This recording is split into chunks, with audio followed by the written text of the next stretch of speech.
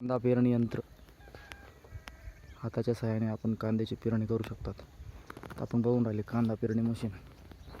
बघा अशा प्रकारे याला दाते बी उचलण्यासाठी या पेटीत कांदा बी टाकले जाते.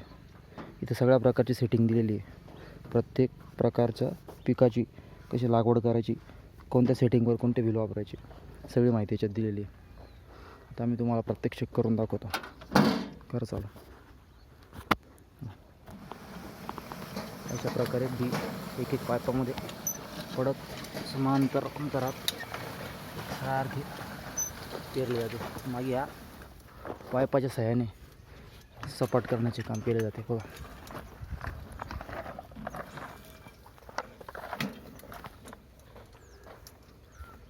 एकदम सोप्या अशा प्रकारचे मशीन आहे.